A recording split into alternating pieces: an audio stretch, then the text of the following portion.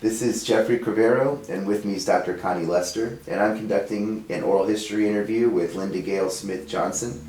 The interview is being conducted at the Antioch Missionary Baptist Church Community Center in Oviedo, Florida on Tuesday, January 27th, 2025.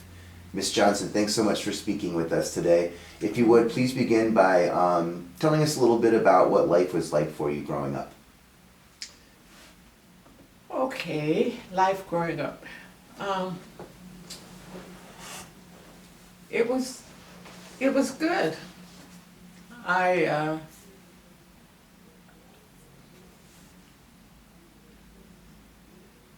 my parents, my mom and dad were they were very loving people. They were well thought of in the community.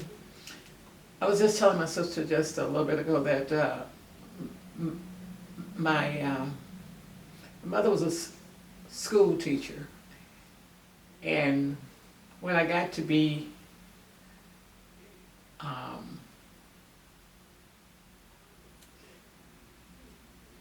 well, I thought of I thought that people were taking advantage of my mom because, she was teaching school, and then she was teaching Sunday school, and then people were coming by the house, wanting this and that, wanting their help. And I said, why they just leave my mom alone? She works very hard. Why y'all gotta come? Yeah, and then coming and seeing my dad, and he's helping people in the community, and I realized that people trusted them, that they were somebody that they knew they could go to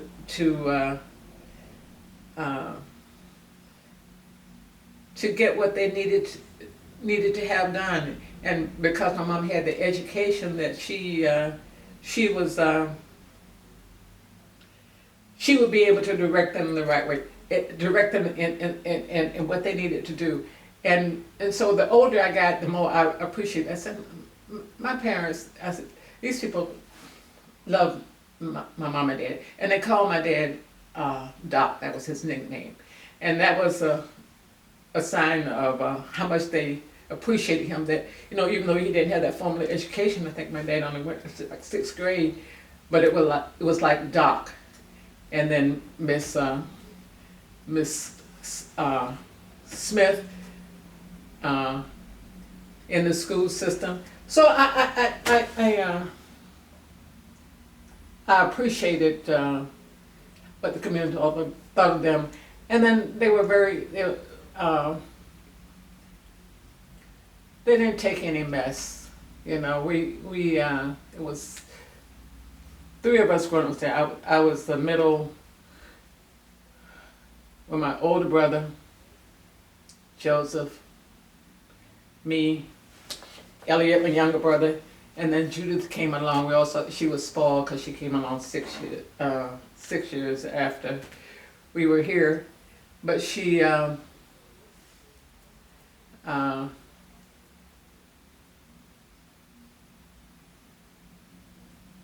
we just loved, and having.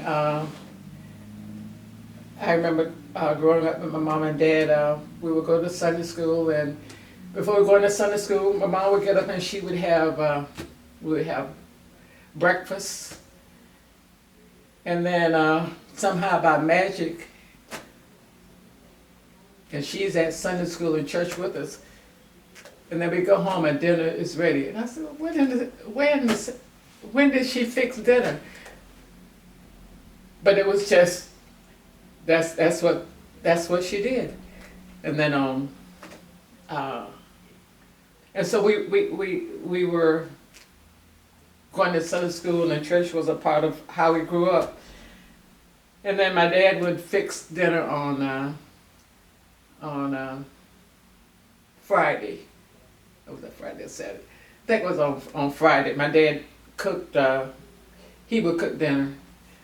but don't think he cooked with scrambled eggs, and so, but he was doing his part. Mom didn't have to cook on that day. Anyway, so it was good. We were blessed. We were blessed. What were your parents' names? My dad's name was Joseph Elijah Smith, and they called him Doc, D-O-C-K is how they spelled it. And my mother's name was Gladys Loretta Holmes Smith. So, and then I remember I don't know how she did it. I guess the school is from you do what you gotta do, but my mom, my dad had to go to work early at the plant at Nelson and Company, and so she would, I guess he would get up and fix himself a little something, but on her way to school, she would drop off breakfast for him, and she would have a big thermos of coffee and the breakfast sandwich, much better than what you would get going to the restaurant, to the Mickey D's, I guess. And so that was another one of those things that, I said, ooh, by magic. When did she do that? We getting ready for school, Dad's at work, we getting ready for school, and then she fixes his breakfast and takes it down there to him. And then the folks would come, when they would see her coming, they would come out and other workers and grab for coffee for my dad because he would be busy supervising something or other. And it was just wonderful. I don't know, my sister told me that when she got to be, I think she was driving down there and dropping, Mama would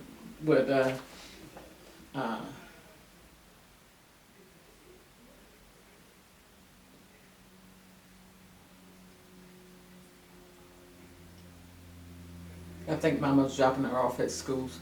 Anyway, so she was familiar with the routine and everything of getting the breakfast there. And then when my dad would come home for lunch,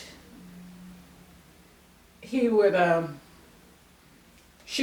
breakfast, not breakfast, but dinner, lunch in the you put it on low, and so it would be in the stove. I said, how does she do that? So we had my parents were good. We were just wonderfully blessed. I do remember when my dad told me though, we used to fight a little bit, my brother and I, my younger brother. So one day we got into a little fight. When my dad a neighbor came in and she said, y'all shouldn't be fighting like that. And my brother, he told her, said, you need to go to your own house. That was like her, Mrs. Wright was her name. And my daddy came home, Mrs. Wright came over and told my dad what we had done, what my brother had done, and I told him, I said, Daddy, I didn't say anything to her. He said, y'all go over and apologize to her. Daddy, I didn't say anything. And he said, you go over there and make sure that he says it. So he sent both of us over there, and it hurt my little heart because I hadn't said anything. It was my brother that got mouthy. And so we went over and apologized because I think he said to him that he wasn't raising any heathen in his house. So, and it was always my mom would, if we got into, it was a problem, my mom would talk to us and And then she said, I'm gonna tell your dad. Dad would tickle us when he came home, but my mom would just make us cry beforehand by talking to us and said, you know, y'all, said that wasn't something y'all should do. So either my dad was making us cry because he'd talk rough to us, or my mom was just talking nice and sweet and making you cry because she was disappointed in you. Alrighty, my time is up now. Can you tell us a little bit about going to Hungerford? My mom and dad,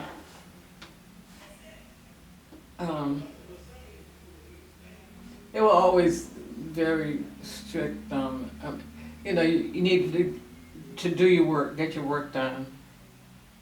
And so we knew that they strong believer in education. And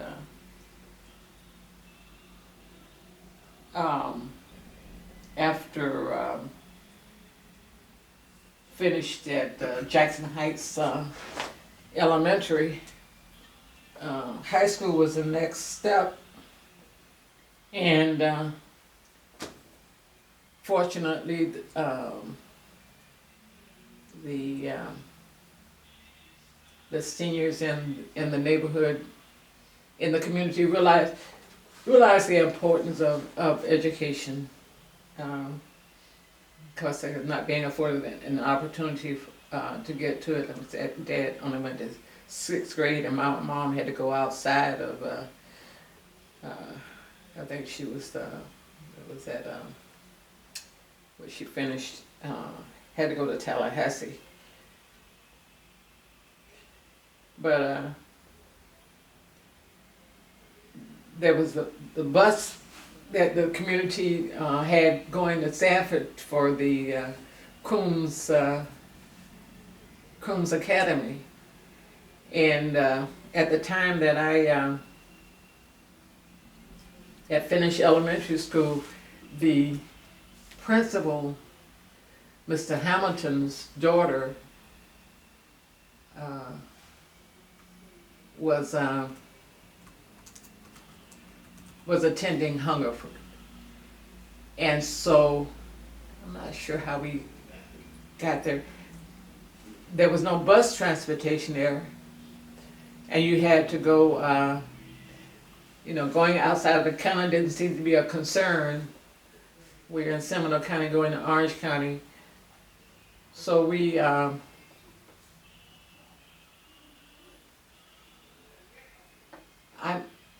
think that was the year that she, we had people that were working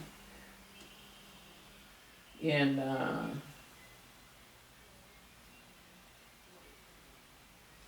think they were cleaning, but they were working outside of Oviedo, and so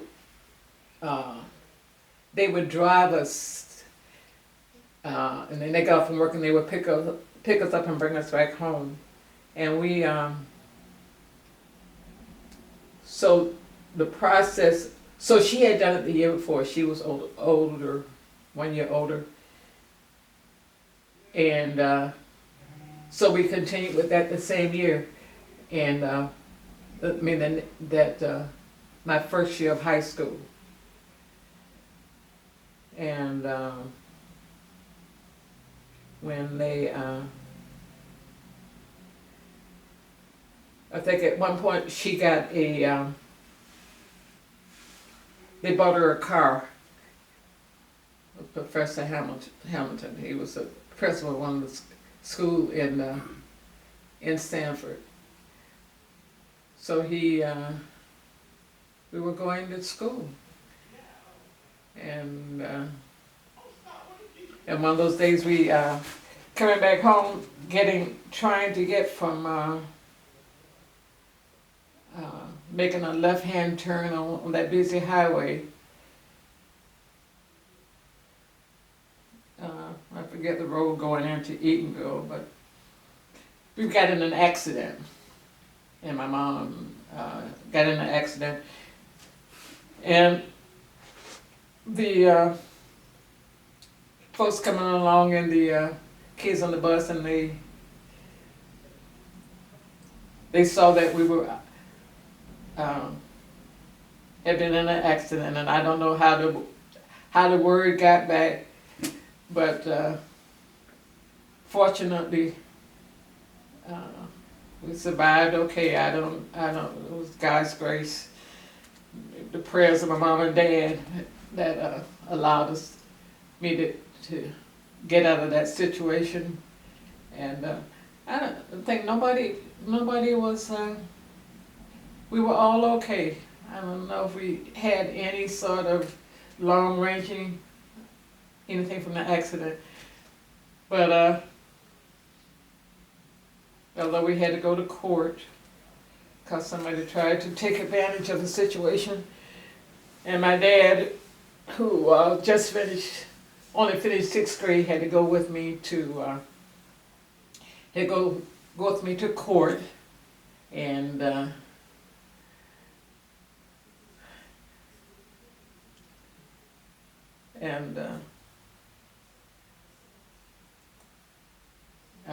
appreciated my dad being there with me. Mom was at the hospital when she and my sister, because but that they were there when I needed them. They were always there, even when I didn't know I needed them. Finished high school. See, that next year, I say no bus transportation, so I was still going by car. And then the final year of my high school, I was with another student from Oviedo, and we were staying with one of the teachers there, Mrs. Anderson. And bless her, she would allow us to come in my mom would take me over there on Sunday. And I would stay there with Mrs. Anderson until my mom picked me up on Friday, and then we would start the process again. But it was just we were just blessed, and so she thought enough of us to let us stay at her house. So I was just blessed. My mom and dad and folks just reaching out just to make it happen. And so, you look back and say, well, gee, did I accomplish all I should have accomplished? They did a lot for me, and then, you kind of want to say that, what did you do with all of those opportunities? And I think back and say, well, did I do enough? And anyway, you can't relive it too much. You just pass it on to somebody else. So anyway, maybe she passed it on to me because my son he's got his law degree. He worked for the IRS as an attorney, and at one point, my mom, his sister, likes to say that he was anyway. That's another story. But she was just a firm believer in having said, do what you need to do and pass it on. So he's very grateful for his grandmother. I am too. All right then. That's great. Thank you, Miss Johnson. Appreciate you sharing your time and your story with us. All right. Thank you very much. All right. This has been Jeffrey Crivero with Dr. Connie Lester on January 27th, 2025. Did I do Yes, okay? that was excellent.